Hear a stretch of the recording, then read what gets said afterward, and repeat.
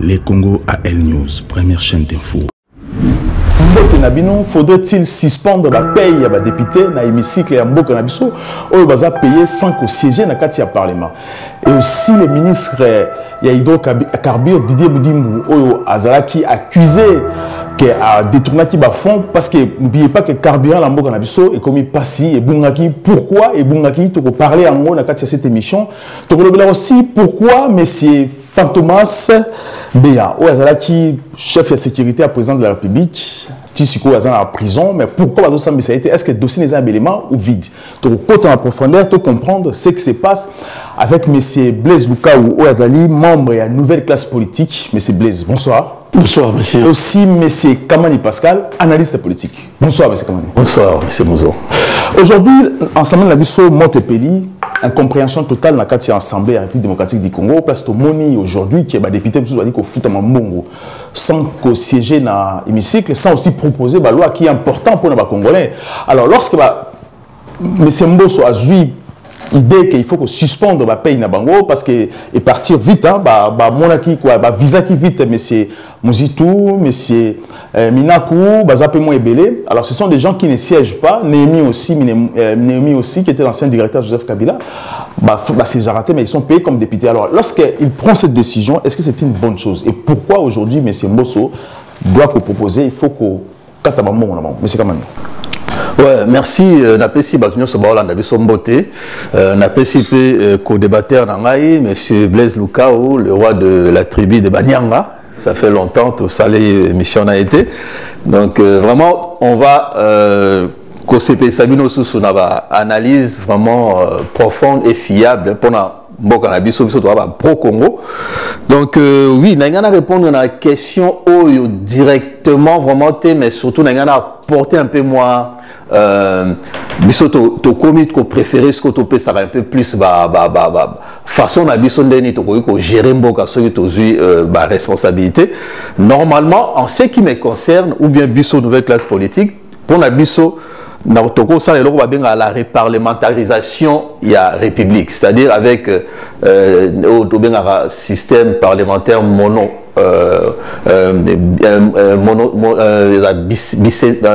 bicénal na monocénal donc avec une seule institution qui est à l'Assemblée nationale pour permettre de un peu ça réforme ya makambwana ya fonctionnement ya Assemblée nationale parce que ce que vous allez député on dirait bah vraiment musala na bangoté bah vraiment rôle na bangoté et puis là je pense que erreur moi ça la marana mboka na biso balinga ko copier mingi makambo mindele makambo ya poto parce que c'est vrai que avant 1995 ba député ba bande ko siéger 6 mois mais depuis réforme et Salamara congrès na Versailles na château de Versailles le 31 juillet 1995 où ça là non ils avaient proposition à loi à l'époque Philippe Séguin un ancien grand politicien Mboko ya Sakoufa à ça la réforme pour non il faut normalement parlement et siéger à l'issue 6 mois parce que on a démocratie à mi-temps donc il fallait que parlement ou assemblée nationale bon c'est vrai que na sénateur sanganaki se mettait d'accord il faut adopter que non siéger à minimum 9 mois dans une session ordinaire unique donc c'est-à-dire à partir il y a le 1er octobre donc premier jour ouvrable il y a mois d'octobre et ben dans les premiers jours ouvrables il y a mois d'octobre les derniers jours ouvrables il y a mois de juin donc session session ordinaire il y a 9 mois session extraordinaire de ça mingi entre juillet ou bien août ou sinon en septembre parce que parlementaire dans un mois ya okende na circonscription na bango kende ko travailler kuna après ko zonga lisusu pour continuer session na bango donc mais biso tozo mona que non bazo travailler 6 mois parce que tout le monde bazo travailler 6 mois me répondre à la question est-ce qu'aujourd'hui il faut suspendre paye na bango ou pas suspendre la paye ceux qui sont absents c'est tout à fait normal azo participer na fonction na bangoté na mission na bangoté parce qu'il faut ça débat il faut voter loi pour na kotambusa mboka bien ceux qui sont participer c'est tout à fait normal suspendre le salaire na mais au moment que non, il y a toujours l'impunité. Pourquoi? Parce que Jean-Pierre Bemba pas dans la prison. À ça, il a 10 ans, maintenant, à Zonga qui va foutre. Oh, mon Dieu, dans la prison, va foutre. Donc, ça, c'est tout à fait. Et c'est le moment que non, on a compris, on a dans la prison. À ça, les 10 ans, à participer à travaux. T'es à Sénat, maintenant, à Zonga, ça les rappelle, il y a plus de 6 millions ou 9 millions de dollars bon à l'État. Il était déjà payé chaque mois parce qu'il y a un qui F Bazaï dans l'émission, on a confirmé qu'il y a un salaire chaque mois. On fout à mon tout. Ceux qui vont participer à la session. Mais moi, je pense que non. Problème, il y a Bango, il y a un problème. Il y a un problème, il y a qu'à réformer. Je pense que Baba va représenter à l'État. Ceux qui Bango, Moro, Bamitali, que non. Salaire n'a biso déjà, il va avoir 15 000 $ par mois et policier à 600 $, c'est-à-dire que non, pour 600 $ par mois, les salaires, il y a policier. 60 ou 600 $? Non, 60 $, je m'excuse. 60 $ par mois, salaire, il y a policier. Pour Nangaï, donc, dans l'Assemblée nationale, n'a pas de raison d'être. Mais je rappelle juste que le salaire va fonctionnaire et Matine a 240 000 francs parce que le ministre de la fonction publique a Matisse salaire et va fonctionner et comme il a 240 000 francs. Tension salariale entre ces députés ou parlementaires à 15 000 $. Nos fonctionnaires, si on a 240 000 francs, ce qui fait à peu près 120 $ par mois, mais il y a écart. Donc, pour Nangaï, normalement, qu'on joue rôle dans Bangoté, il y a des députés, parce que les députés, pour le peuple, peuple, pour défendre l'intérêt du peuple. Voilà, pour défendre l'intérêt du peuple, mais c'est le cas où, est-ce qu'aujourd'hui, on peut suspendre les députés? Est-ce qu'il est possible aujourd'hui, aussi, de suspendre définitif parce que le CGT? Bon, les problèmes, toujours il y a Parlement, mais en réalité, vous avez partout merci pour notre temps que vous accordez, que analyse. Le grand problème, il y a réforme. Il y a classe politique, on a déjà pourri. Tout le monde est député Bazaki na Kabila. Tant au président de la République actuelle, il y a la Union sacrée. Député mais déjà, est-ce que le président de la République positionne à paix sur un député dans le Parlement? Quelle considération à paix sur le Parlement? Déjà, tout le monde a président de négocier l'accord rébellé. Le Parlement n'est même pas au courant. Donc ça veut dire que Mboka Haute fait en France. Efficacité, c'est parce que le Parlement est fanda. Le président a un mandat. Mandat a repassé. Mais les députés, le Parlement, c'est Mboka. Surtout même les États-Unis, sont la démocratie sur le marché parce que force la démocratie, ils ont un Sénat, puis un Parlement là-bas. Mais tant que toujours valoriser le Parlement, le Parlement comme lieu d'amitié, qui entre amis, tu koutani, tu ewana, tu rejoins balar na biso, tu rejoins député, tu profiter de la faveur rébellée, mais bolini solution na bien et bimakatuana. Déjà Mbosso, il y a beaucoup d'exemplaires. Mbosso déjà président de la République a outi en Europe. À mobiliser les députés président de la République. Pour quel résultat? Déjà, ça ne fait pas failles Zawana. Ça se voit qu'il y a un problème politique dans le niveau de Mboka. On ne peut pas trop discuter dans le problème. Il y a Parlement. Et ça, Parlement, inutile. C'est un Parlement inutile. C'est inutile, mais pour l'instant, on fait avec parce qu'on n'a pas le choix. Il faut continuer à la. Mais c'est ça qu'on a commencé avec Mobutu avec ces parlements, des parlements médiocres. Ça toujours un chaos. Avec Kabila, toujours un chaos. Mais il y a un moment, il faut prendre, décider, mettre fin à le Parlement. Il y a un Parlement chaos. Déjà, il y a un pauvreté à Makassi. Mais est-ce qu'il y a un problème d'intérêt? Parce qu'aujourd'hui, il y a un conflit entre Makassi, entre PPRD aussi Mbosso. Est-ce qu'il y a un conflit d'intérêt aujourd'hui? Est-ce que Mbosso a s'attaquer à la parce qu'il y a un conflit d'intérêt ou pas? Toujours dans la classe politique. Les classes politiques actuelles, baza utile pour Mboka. Donc, quand les gens ne sont pas utiles pour Mboka, qu'est-ce que vous espérez quoi? Donc, ce sont déjà des personnes, parce que ce sont des acteurs. Les acteurs sont déjà inutiles. Donc, ils ne peuvent rien apporter dans le niveau Mboka. Le problème est là. Donc, tout ça, Congo actuellement, on a besoin d'un homme d'État. Un homme d'État. J'ai dit un homme d'État. Un président, un homme d'État. Qui prend la décision à mettre le système nécessaire pour l'avancement de Mboka. Ça veut dire que Oya a cassé d'abord le système il y a Parlement. Les parlementaires, il faut pas devoir na bango parce que ça va devoir très important. Ça va représenter le peuple. Ça on a pour se jouir, tout ça. Il faut pas défendre, il faut pas bilan là. Il faut pas voter par réforme. Mais bazawana baza même pas sollicité, déjà président de la République, parce que d'accord, Rwanda, tout ça, est-ce qu'ils sont au courant?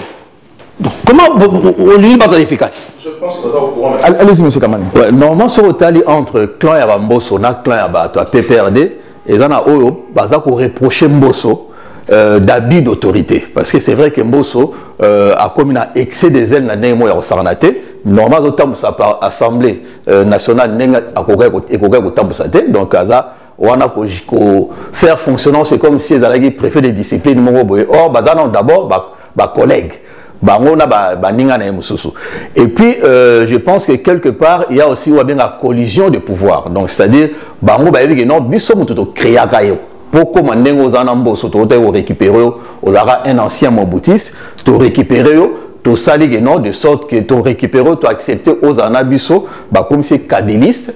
Donc, l'élo a comme les manqué pour un peu manque, il y a reconnaissance quelque sorte. Donc, je pense qu'on peut parler aussi de collision de pouvoir entre Bato Basalagio, Nayo Moutouye, ou comme pro Tisekedi, contre Bango. Donc, je pense que le vrai problème, c'est ça. Mais surtout, mon frère, Parlement, Salata réforme moroté, parce qu'il fallait qu'il y ait vraiment une réforme profonde et salamate. Il fallait qu'il y ait une loi, il y a des normages, et ça, la loi inutile, le statut, il y a ancien chef de l'État, émolument, tout ça, ancien premier ministre, ancien personnalité, occupé la fonction, il y a grand corps, salaire, et pourtant, ceux qui totalent bien à Katia Mboka Oyo, tout le monde a chômage, il faut droit universel, équitable pour nous. Mais ce côté, on a parlé quand même de 600 et quelques mille dollars par mois. Je pense que quand même, c'est ça qu'on s'agrandit un peuple. Donc, or, les députés, il fallait s'attaquer à la loi, mais on remarque que non, comportement associable, c'est-à-dire, les personnes qui ont atteint un trouble de personnalité antisociable. Donc, antisocial. Donc, je pense que inutile vraiment existence, il y a le Sénat, il y a l'Assemblée nationale, parce que sur ces institutions, ils ont permettre à l'État à dépenser plus de 300 millions de dollars par an. Or, 300 millions de dollars, on a bango bazo sa pe réforme été ba vota loi moro eza pona intérêt à peuple été ba interpeller la ministre été parce que tout moni ce qui zaki ni pression ya médiatique té ba ngetam sous ba ben sa ministre ya o a créé qui ramte puisque ministre n'a pas promis qu'il y a roya ba tikala les sous koyate ba yebi ko sanctionner ba ministre été. Même dernièrement, ils ont fait une pétition contre le ministre de l'économie, mais Aza toujours la fonction. Donc moi, je pense que non, c'est quand même que non, pouvoir, pouvoir, et là, on ça l'institution, il y a gouvernement ou présidence qui parle à Bango, parce que non, si Somba Bango, Kabila Bango, Jeep, corrompa Bango, corruption passive, active, Nyonso et Sarani, et là, c'est quoi que non? Et ça efficacité, donc ça n'a pas de raison d'être. Et on a dit non, bon, vaut mieux qu'on récupère Yango et permettre qu'on réponde à besoin direct. Il y a population au hasard paupérisée, à la souffrance totale. Voilà, tout le monde a dossier à monsieur. Allez-y. Au moins, il y a une mission qui insiste qui va dissoudre l'Assemblée pour l'année. Tout le monde qui va dissoudre l'Assemblée, il y a d'abord une élection, il y a pas parlementaire. Et ça qui est très important, et va permettre que le peuple nomme Batou, ou il y a Bango, ça vraiment pas na propagande, il y a flatterie, Bango répondre à Valère Mboka. Bon, on a bien la CGT, mais le temps à Mouké m'a commis, tu vois que Valère a conscience, ce qui, ça, c'est important, besoin de conscience, résultat. Moi, je suis résultat à la moitié. Donc, tant que l'Assemblée est dissoutée, il faut permettre l'Assemblée à se créer avec de nouveaux acteurs, aux responsables, conscients, pour défendre l'intérêt pays. Tant que c'est difficile. Il y a 1%, j'invite les populations congolaises, le peuple, tout ça pour accepter, na Russie basalaki yango na tango ya Helsinki peuple a télémaki na ke comité batemi ba ko casser parlement et puis si Poutine fort à sa réforme ba parlementaire mi ba zaki déclassé yango le long ici à son souffle donc ce qui peuple a se manifester ça sert à rien première action il y a population ba casser ba mettre ba casser parlement wana ba empêcher parlement d'exister. Parlement existait, voilà, tout le aussi dans le dossier à Modimbu, Azali ministre Nabiso, il y a hydrocarbures. Tout le monde aujourd'hui dans la ville de Kinshasa, pénurie à carburant, carburant Mati Makassi, il y a 2000 francs, plus de 2000 francs même d'ailleurs, parce que déjà, carburant à Kinshasa, ils avaient pris mon poteau, presque des dollars déjà, à l'époque, on a Kinshasa, ils avaient pris mon poteau, mais carburant est Bungaki, aujourd'hui, carburant est comme difficile à Kinshasa. Pourquoi aujourd'hui il fallait que le ministre hydrocarbures Modimbu a se retrouvé dans le locaux à Aner? Monsieur Kamani. Oui, bon, c'est vrai que tout l'andagi bisognoso na toile on a aussi na l'andagi information surtout autres qui est pas confrère na bino Perro Louyaya le Perro Louawa je crois na chaîne na ya CPL donc yé mutua lança qui message wana bon et puis à s'appuyer qui na ba information azwaki na Jeune Afrique tout ça c'est vrai que azalaki na Aner je pense que soki ba bengi ministre na Aner ezana pona ko surveiller makamyo c'est allé ou déstabiliser sécurité ya mboka donc et puis au monde non c'est quelqu'un qui a été parachuté comme ça na ministère moko exactement à la hauteur puisque Tolanda peut interview na yé moko aloba que non ayebite ceux qui hydrocarbures et là il donc je pense que ce qui s'avérait que non il y a eu des problèmes dans Makambo, il y a au bazar reproché non stock il y a produits pétroliers et Zala qui est en sous disparu ou peut-être Zala qui dérobé. Je pense qu'il mérite qu'on a d'abord notre ministre était s'est retrouvé directement dans la prison et encore ceux qui disent non président de la République a intervenu pour un problème. Encore une fois, je dirais que non, le président de la République a continué à décevoir les Congolais, puisque en tant que garant, il y a bon fonctionnement, il y a l'institution, et puis il est là pour le bien-être de la population. Il ne pouvait pas s'immiscer dans Makambo Etali, quand même sécurité à Yamboka, puisque ceux qui carburant est athée. Ceux qui ont problème est un conflit ou ça dit que non carburant et mon nambokate je pense que la population a coquille qu'on s'emporter et qu'on ça soulèvement directement. Ouais, ça peut être lié peut-être à un problème il y a ici mais tout ça a été bisomo tout ça dans pétrole et belé dans mboka na biso parce que il y a une convention avec la convention Monténégro Bay Monténégro Bay et ça au droit de la mer. Tous allez un problème conflit na Rwanda, na Luanda, na Angola à l'époque. Ils allaient qui conflit akizaki Angola qui non a bandagi ko exploiter illégalement pétrole na large ya bas Congo et on avait même pendant des années. Et puis, évaluer qu'il y a près de 60 milliards de dollars au Angola, il fallait à devoir Bisso. À l'époque, il y a Kabila. Donc, Moutadaki ministre, il y a hydrocarbures, il y a Mende, il y a président angolais. Je pense il s'avérait qu'il a été corrompu. Et puis, dossier wana, donc, moi, je pense que celui qui a déjà autorité même d'abord sérieuse, intègre, patriote, compétente et il y a permettre que biso un problème côté Marambitali carburant ou bien ceci c'est là puisque biso d'abord tout produire yango tout raffiner yango sur place parce que ceux qui ont raffiné sur place et permettre biso pétrole et na pétrole tout dérivé produit belé tout dérivé huile lubrifiante, tout dérivé gazole, tout dérivé même gaz pour nous exporter tout dérivé bitume pour nous faire banzela, tout ça donc il y a produit kérosène et tout ça. Donc et puis il créer emploi et belé et qu'on développer mboka. Mais ceux qui au monde tous en batu oyo qui ne pensent qu'à vendre le Congo.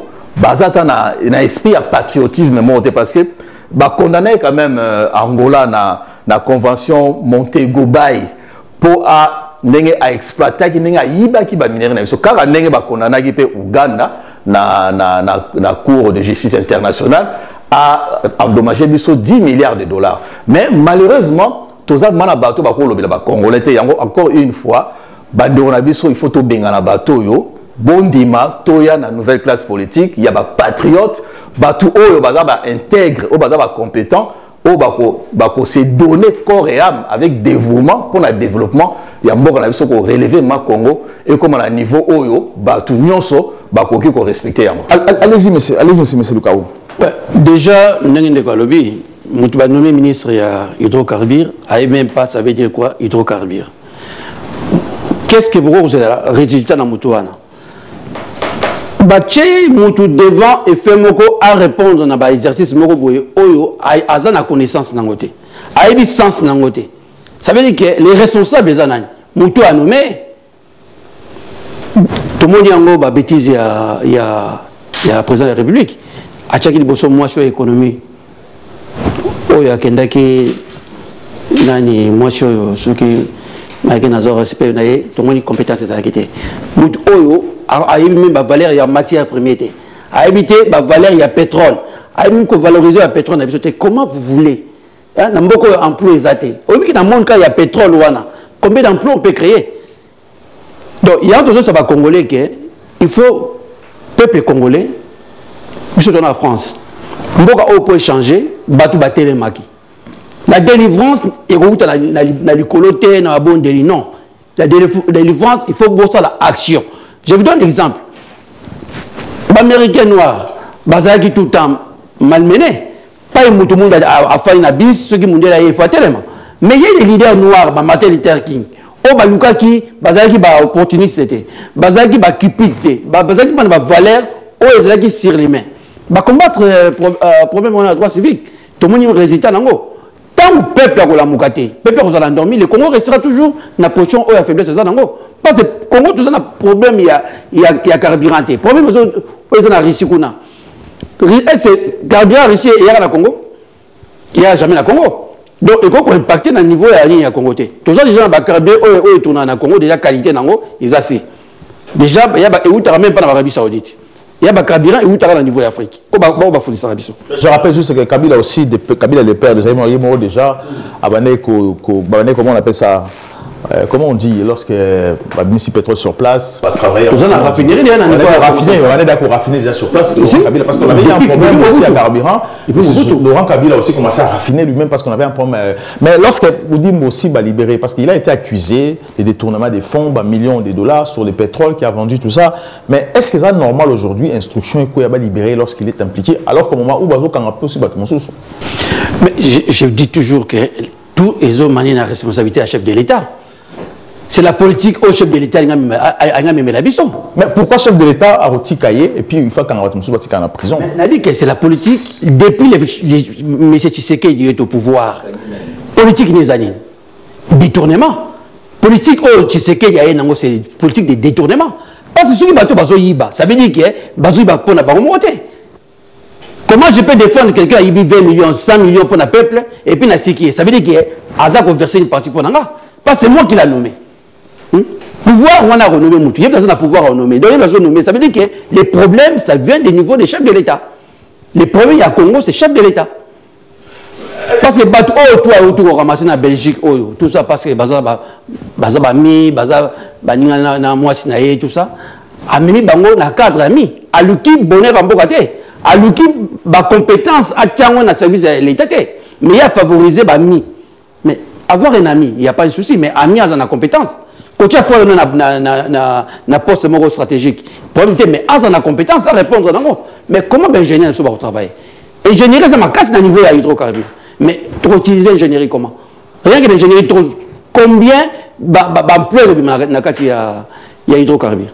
On a à peu près des milliers d'emplois au passer quand à niveau il y a hydrocarbures. Alors j'ai une proposition à vous faire aussi dans le dossier à Boudim aussi, ministre Oyo. Alors ils ont une fiche carcérale qui a été affichée dans les réseaux sociaux. Alors on ne sait pas si réellement ils sont solo, mais tel qu'il est présenté, nous avons vérifié tout le monde qu'effectivement ils sont belges. Et là ils ont il y a on affiche ça là-bas à l'écran, on se pose la question maintenant. Alors pourquoi quelqu'un a sali la prison aujourd'hui face à la ministre et l'ambo cannabiso il y a hydrocarbures mais c'est comme surtout le ministère à Nengwana, non seulement cause la ministre a mérité d'abord que la ministre était, ce qui s'avérait que c'est vrai, a mérité que la ministre était et puis a surtout qu'occuper ministère à Nengwana parce que aza pe na ba compétence qu'il faut pour occuper ba poste wana na mboka na biso. Moi je pense que erreur makasi ya président Félix Tshisekedi azo confondre la méritocratie na le népotisme. Et ça va amener biso na négationnisme puisque ce que tali ba proche na nyonso o bazali na ba problème ba détournement eteni batikaye nani camarade na yemoko o ya lobo bakangaka na début batikaye on se appelle ça liberté provisoire et on n'en parle plus.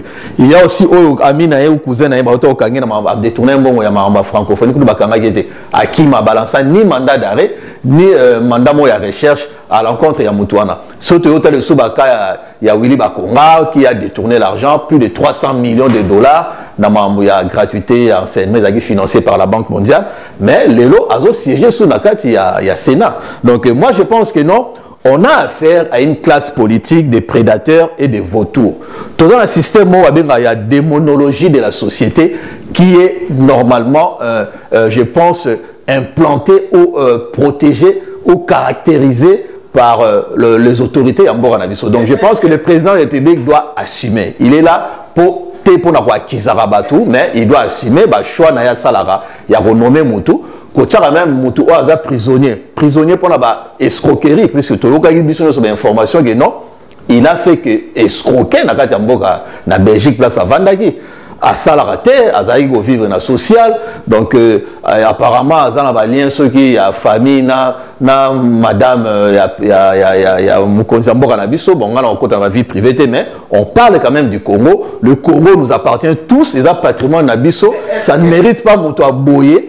Oyo aza connu na police belge voire même européenne puisqu'on a fait fichier en Europe mobimba na dossier avec escroquerie aya ko assumer quelle que soit responsabilité na mboka na biso. Mais est-ce que Esaïe faut être président de la République ou bien premier ministre ou pas parce que c'est le premier ministre qui fait son gouvernement. Mais le gouvernement c'est le premier ministre a présenté le gouvernement. Ah ça mais c'est ça maintenant mais c'est vous dire mon bazar en relation mon côté. Donc ça veut dire qu'il y a la faveur, il y a le président de la République pour lié na il y a une belle famille. Belle famille. Il y a une belle famille. Il y a Denise, Toyo Kaka.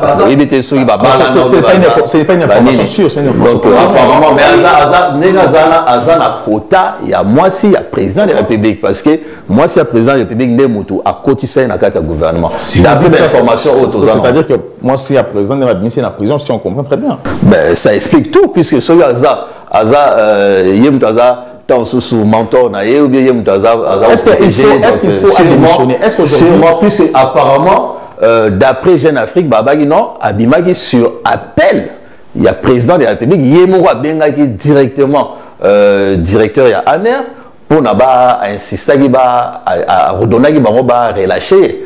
Donc je pense que il y a eu quand même l'influence il y a moi sinaé puisque Toyebi et moi siné tozoka Azana main un peu mise partout. Mais c'est pourquoi est-ce qu'il est digne aujourd'hui est-ce que Azana digne aujourd'hui Rosala ministre Lamboka au moment où Kagé Naé carcéral les a dans les réseaux sociaux tout le monde a vu que non il a été arrêté à Salaba prison pour l'escroquerie. Déjà je commence d'abord na chef Naé. Déjà son chef n'est pas digne parce que pourquoi le problème est allé? Mais tu sais qu'il dit depuis comme il a pouvoir à quand il Congo est un héritage. Alors gérer Moka comme héritage. Oyo papa nae Etienne Tshisekedi a tiké là. Congo est héritage na été. Congo est Mboka ya batu. Mais ils ont mandat nae. Non, ils ont mandat nae. Pourquoi vous dites que c'est héritage? Pourquoi héritage? Qu'est-ce qui fait dire que c'est héritage? Mandat aux légal. Mais qu'est-ce qui fait dire déjà penser héritage? Azo sala, tout le monde ba militaire Ougandais baé. Et c'est passé dans le Parlement. Peuple a au courant nango. Banani ba Rwandais ba ko installé compagnie aérienne na Goma. Biloko ça na mboka ni. Ça veut dire tout ça. Et nous pas ça la néwana, ça veut dire poser héritage na. sur une décision, il faut passer dans le Parlement, il faut pas discuter, d'accord ou pas. Bino bozu yango bato baza même pas au courant, ça veut dire que aux autres comme mboka lokola mboka héritage na yo son numéro, ça veut dire qu'il décide ce qu'il veut. Mais bon temps on président ndengwana, vous voulez voir quel fruit? Je dis toujours aux gens, botaka ba géopolitique. La Russie le ba Russie, bazoki ba Helsinki, bazaki na ba staff au Congo ça non. Peut pas venir kufana nzala. Mais il y a des hommes batali babi que non, Poutine qu'est-ce qu'il a fait? Il a trouvé des personnes conscientes. Même si ces gens vont s'enrichir, mais va s'enrichir au moins l'investissement va permettre que l'investissement est porté et puis va profiter de dividendes, de intérêt, va gagner la carte. Les gens peuvent s'enrichir comme ça. Mais le fonds qui investit, il y aura quoi comme action? Mais est-ce qu'il y a un projet pardon, je vous dans les hydrocarbures? On peut transformer le pétrole. Et puis, avant même de discuter, quelle est la politique pour espérer il y a chef de l'État? Quels sont les objectifs au chef de l'État qui dans telle année, après le mandat, n'a atteint tel objectif? Quelle est sa politique? Bon, qu'est-ce que vous voulez demander au ministre? C'est pour ça qu'on va voir ce genre de ministres. Ça veut dire que des ministres inutiles, il y a beaucoup de gens habités hydrocarbures les années, placer charge, il ne connaît même pas sens. Bon, comment tu veux être à la compétence? Comment vous voulez qu'il produise quelque chose? Non. Et puis, pourquoi Bamboko il faut Makassi? Parce que l'administration, ministre, va changer à Bango. Mais l'administration, on doit gérer ce système hydrocarbures. Nakati administration, bateau va faire pendant un temps, bazayuana. Baza nakati. Mais tant que vous avez Bango, vous avez Bango valeur. Vous avez aïe a décidé pour la Bango, il n'y a rien. Mais c'est ça, la réalisation et l'autre Bamba Congo Yangwana. Et donc, Zahir Yangwana, tant que Congo Mobutu a fait cette politique, et nous-mêmes sur la KO. Tu sais qu'elle dit, Azako répéter la politique de Mobutu. Aujourd'hui, il faut que l'on ait un poste de ministre, il faut que le Congolais soit encore président. Est-ce que ce qui a le pouvoir aujourd'hui et vous avez des conséquences demain pour la Tshisekedi du pas, M. Kamane? Oui, mais les conséquences sont déjà là. On a sur M. Félix Tshisekedi, a peine à bilanter parce qu'il a un bilan inexistant. Mais Azo travaille quand même. Tout le monde sait qu'il fait. Non, mon frère, Azo gérer selon ses humeurs. D'accord, nous sommes signés, et là pour l'intérêt, il y a un bon canabis. Ceux qui sont au pouvoir, te remettre fin à l'accord, te démontrer qu'il y a une idole. Donc, manœuvre frauduleuse pour remporter quelque chose, ben l'élection il faut vérifier est-ce qu'il a gagné il faut tout le monde avoir PV et justifier qu'il avait gagné des élections. Ceux qui ont PV et ça contraire n'a pas résultat au nanga pesaki, on va tout de suite supprimer à signer qui n'engage pas la République par quelqu'un qui n'a pas été élu, qui n'a pas. Même s'il était élu, les présidents de la République, le Parlement. Ce qui est ils ont un accord, ils ont un intérêt en Bogaté comme haute trahison. Donc je pense qu'on va révisiter l'accord Nyoswana, aussi pour l'accord Nyoswana. Mais je pense que Batu Oyo a pouvoir combattre Mobutu te, combattre Kabila te, ils vont envier Bango. Parce que ce moment, vie na Bango bazo mené, donc toujours comprendre que non, Bazalara va adversaire à Mobutu te, mais par contre, ils vont envier Mobutu. Si Bango va mener vie Oyo. Babane ko reprocher na Mobutu so tali quand même très yavi na bango pour na aussi se repasser un peu message na ndeko na ngai pour na mambo ya parlement. Je pense que non, il fallait pas bananon d'abord na ko réduire train de vie à l'institution parce que tout le monde dit que non problème wana ti lelo balobela rango te constater na niveau lobby ndeko no mani ngazawana à cause de sa source dans la poste de ministrité, et puis place naïvement, ils ont la prison à Makala. La pays où vraiment. La prison à Makala, comment au moment où ce qui est présent dans la Simane, la femme naïve. C'est ça des problèmes, c'est ça des problèmes, tu as vu que Peuple faut à fond la mission. Toujours au sein de la population, à tel élément, pour mettre fin à un mandat, il y a Félix Tshisekedi. Parce que tant que le mandat à Félix Tshisekedi peut s'habiter, ça veut dire que tu perds déjà 32 ans à Mobutu, tu perds 18 ans à Kabila, 5 ans, et puis combien de temps, combien de temps tu es Félix Aouzala. Donc, le peuple faut comprendre. C'est le temps où le peuple veut trouver bateau conscient. au bazar na volonté ya kosala quelque chose au bazar ya na mboka pour ba pesa importance valeur congolais ba pesa congolais valeur na ye comment mboka oyo peuple ko zanga ino ka koliati et ko zanga carburant bazanga biloko wana parce que on n'a pas des hommes politiques sont allés parcours il y a monsieur Modim c'était pas un politicien mutu ba piloter ba parachuter du jour au lendemain ba PC poste à monene tout le monde a même na kasia ça veut dire qu'il s'est pas retrouvé. Oh il y avait quand même bateau oyo depuis Mobutu même parce qu'il danger au bas na IDPS ba yebaki un peu ba quoi au moins qu'on soit quelque chose mais il y a tout à mettre dans leur côté pour me balayer la Belgique. On confond souvent l'intelligence n'a diplôme. Tu peux te diplômer mais tu n'es pas intelligent. Quand tu n'es pas capable, il y a pour transformer les savoirs, pour matérialiser en gros, on s'en diplômé mais tu n'es pas intelligent. Tu n'es pas intelligent, mais toi, tu es intelligent, c'est pourquoi tu n'es pas intellectuel. Toi, tu parles aussi à faire et l'Européen est important, il y a un besoin de s'appuyer sur la méritocratie. Et puis, une enquête de moralité. Parce que, si pas occuper ma poste, ma responsabilité, il faut checker vinae, on n'a pas besoin des apprentis ou qu'on s'est retrouvé dans le sans expérience, il y a une responsabilité et l'eau en boka basara na moto. Et l'eau en boka basara na moto, tu as vu le dossier à BA, Ouelachi Mukunza, sécurité à président de la République, qui aujourd'hui, qu'on appelait Fantomas, aujourd'hui, il est dans la prison Makala. Jusqu'à présent, on ne sait pas ce qui se passe dans la vie. Alors, pourquoi aujourd'hui? Parce que je précise que il y a aussi les colonels Kalinga Claude aussi, il n'est pas au monde dans la tête. Selon nos sources, quand on a BA, on ne sait pas pourquoi, parce que la famille n'est pas au Lukisaye jusqu'à présent. On se pose la question pourquoi aussi Bakangi a un dossier à BA. Mais pourquoi aussi il faut Bakangi à BA alors que le dossier est vide? Parce que le représentant Naïe, j'ai suivi l'autre fois, qui disait que il y a affaire, il y a jalousie, il y a affaire rien parce qu'il y a une incompétence dans le cabinet du président de la République. Mais pourquoi aujourd'hui, Bazo me tenir encore longtemps la prison, M. Kamani? Parce qu'il y a tout simplement conflit d'intérêts. Donc, le clientélisme, conflit d'intérêts, conflit, il y a collision de pouvoir, tout ça. Donc, on acquise la femme du président, Moutou Azad derrière Wana, parce que François Béa, apparemment, a dit qu'on touchait place, il fallait toucher. Il fallait toucher l'intérêt, dans bangoté. Donc, c'est ça le problème.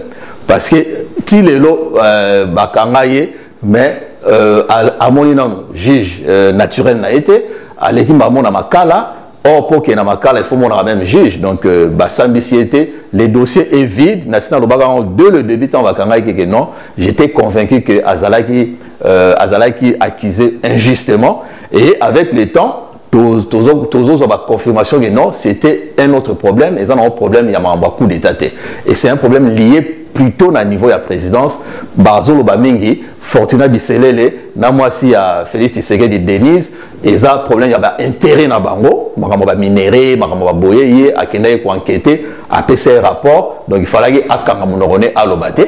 Malheureusement, il y a des gens servi Mboka mais et s'est retourné contre eux. Donc je pense que les Congolais il faut quand même tout soutenir Nderonabiso wana et c'est vrai qu'il y a eu par le passé on l'avait accusé aussi dans Marmo Ebele, mais en tout cas, je pense qu'il a voulu être loyal, peut-être celui qui est loyal, et Moro Nambokana, ils ont créé les problèmes. Moi, je suis convaincu qu'il est innocent. C'est un problème, il y a un conflit d'intérêts, Marmo Italie, intérêt. Mais je pense que le président de la République faut faire très attention à moi Sinaïe parce qu'on accuse beaucoup sa femme d'avoir de l'influence négative. Au moins, vous voyez que le vieux musée Kabila a gagné sa maman Sifa parce qu'il y avait eu disparition à Bambongo na katia chambre alors non tu vas na biso mbalé donc il faut bimisa mbongo mais le col bimisa mbongo te azwa ki a chaka na makala donc à ça très attention à moi aussi parce que basi ba ko isa ba to mingi voilà allez-y monsieur Lukao donc les Kamba François Béa et puis François Béa il vient de Kabila a quand même une expérience na mission à service secret tout le monde que Kabila à Salaki bola mingité mais à éviter il va casser belé surtout vis-à-vis il y a agresseur na biso donc François il connaît beaucoup sur matière à sécurité en Mboka makambo à niveau à kati ndenge kwa lobby ba kizaki pona ba intérêt na bango na niveau à katanga tout ça lelo ba ça lelo ba za ko mettre conflit moko inter comment ça s'appelle interethnique tant ba za ko jouer ba matière première na région où ils a bangoté bato ba région ba s'appauvrir, baza bosanake, baza même ba kasayen, baza ko créer climat moko oyo OK dans l'avenir cause la catastrophe. Donc je crois que tout problème il y a Congo vous ma casse dans moment oyo comme ça a été toujours, ça vient des niveaux de la tête, des niveaux de la classe politique. Nous n'avons pas la classe politique moko oyo ezali productif, oyo ezali organisationnel, oyo ezali capable ya orienter mboka ya ko pesa Congo akoma na position oyo il faut azala. Tozana bato baza ko tâtonner, bato baye ko sala ba divertissement na bango, baye ko se passer temps na bango à plaisir. Donc quand on n'a pas un chef d'État qui n'a pas l'ambition politique, qui azotambola na mboka na basalité, azomona basalité, aza même pas capable il y a transformé même pas, même l'hôpital national, même Mamaemo. Ils ont la construction, Mamaemo, déjà. Mais après combien de temps? Pour moderniser, c'est ça, et ça va projet prioritaire. Bien, vous la première année, il faut ça, on a peu de temps, et ça, c'est prioritaire. Tout le monde, c'est la montée pendant combien de temps? On a fait un mandat, ça, le projet prioritaire, et ça coûte combien pour réhabiliter Mamaemo? Moi, je pense qu'il fallait même décréter état d'urgence des calamités, puisque niveau congolais va vivre exposé dans les microbes, ceux qui ont les bêtises, matière fécale, je pense qu'il fallait vraiment qu'on décrétait, surtout vu la Kinshasa, dans état d'urgence et de calamité. À le bien état d'urgence, au niveau de Kinshasa, pour l'instant, va suspendre gouverneur dans le système, ça va battre des état de siège, qui ça la capitale, va associer la classe politique, va associer la société civile pour une bonne gouvernance. À quoi on s'est racheté le président de la République? C'est le temps, il y a quelques temps. Mais maintenant, les Congolais au plus vite. Donc, à profiter, à prendre une bonne décision, tous les gouverneurs, à suspendre tous les gouverneurs, on est là. On est là pour apporter un piste d'Amboka. C'est lui qui va gagner. Le président il a tout le pouvoir pour faire quelque chose, mais Azoko Salate. Donc du coup, il n'a plus d'autorité. Il ne peut pas prendre une décision. Même le cas de François Béa a eu une décision aux autres. Merci beaucoup, M. Kamani. Je rappelle que vous êtes analyste politique. Merci aussi à M. Blaise Lukaou. Je rappelle que vous allez monter la nouvelle classe politique. Soutien à la FARDC, M. Béa, aussi colonel Kalenga Claude, le va disparaître parce qu'il va gagner M. Béa, M. Kalenga aussi, Mingi, la famille va éviter est-ce qu'il va retirer ou pas. Si le dossier vide, le président de la République, décision parce que jusqu'à présent, on ne sait pas ce qui va moni juge ou pas. Ce qui va moni juge, pour libérer Bango ou encore ce qui juge, pour juger Bango, pour qu'on va comprendre que s'est-il passé au juste. Est-ce qu'il va impliquer un coup d'État ou pas. Bossou comme ça encore et na site Nabino et puis na YouTube Nabino, Instagram et TikTok Nabino, LCA News. À très bientôt. Les Congo AL News, première chaîne d'info.